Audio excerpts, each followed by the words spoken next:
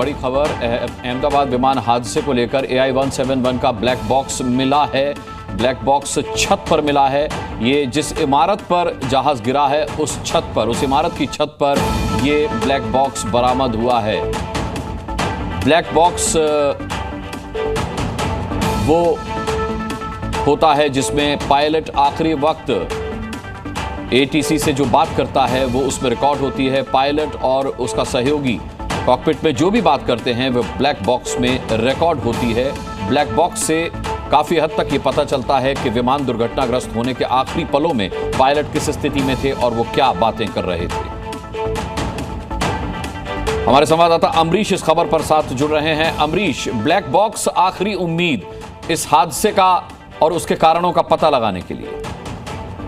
सही कहा आपने कि ब्लैक बॉक्स इस हादसे की असली वजह तक पहुंचने की ये एक अहम उम्मीद है और सबसे अच्छी बात यह है कि वो ब्लैक बॉक्स जिसको कल से सर्च किया जा रहा था वो मिल गया है। जिस इमारत से ये एयरक्राफ्ट टकराया था उसी इमारत की छत पे ये TFDR मिला है और उसको कब्जे में ले लिया गया है। जो DGCA का पूरा पैनल है वो इसको एनालाइज कर रहा है और जिसका जो डेटा है उसको पूरा रिकवर करने की कोशिश की जा रही है।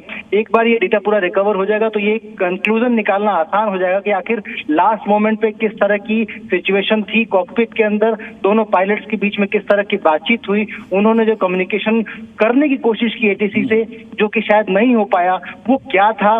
तो ये पूरा अगर निकल के आएगा सामने तो शायद हादसे की असली वजह का पता लगाना थोड़ा आसान हो जाएगा। हालांकि अभी जो DGCA का जो पैनल है उसने बाकी जो इनपुट्स लिए हैं उसको एनालाइज किया जा रहा है, चाहे वो CCTV रिकॉर्ड्स हो या फिर इस विशेष एयरक्राफ्ट के जो पिछला ट्रैक रिकॉर्ड था, यानी कि इसके पहले जो रोजाना की जो उसकी फ्लाइट थी उसकी डिटेल्स, उसकी जो। ठीक है अमरीश, ठीक है, आपसे इस बाबत जरूरी हुआ तो संपर्क करके और जानकारी लेंगे। फिलहाल जानकारी के लिए आपका बहुत बहुत शुक्रिया।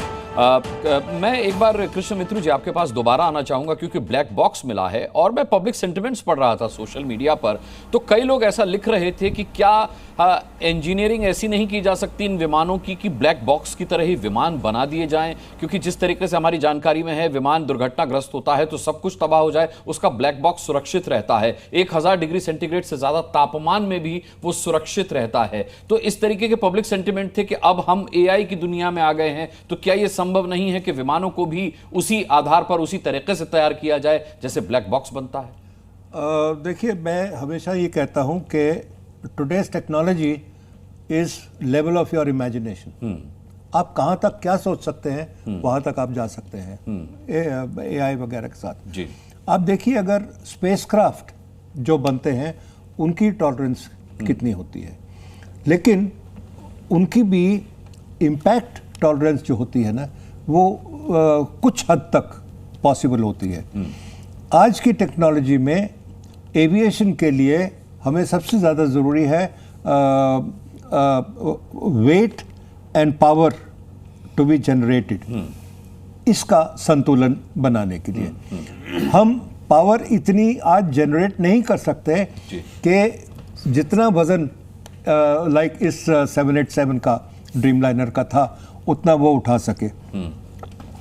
टेक्नोलॉजी यहाँ तक चली गई है कि पहले कॉन्टिनेंट्स क्रॉस करने के लिए हमें 4 इंजन की ज़रूरत होती थी। 2 engine aircraft, single engine aircraft could not cross a continent, उसके लिए हम 4 इंजन इस्तेमाल। आज वो टेक्नोलॉजी बढ़ा के 4 इंजन से हम 2 इंजन तक आ गए हैं। और ये जो 2 इंजन है इसी के ड्रीमलाइनर की अगर आप देखें तो टेक ऑफ पे अगर एक इंजन फेल हो जाए तो ये हवाई जहाज आपको 15,000 फुट तक ले जा सकता है ऑन सिंगल इंजन। इतनी टेक्नोलॉजी हमारे पास बढ़ गई है। टाइम आएगा जब आपका भी सपना पूरा होगा। ये मुझे लगता है ये हम सभी का सपना है।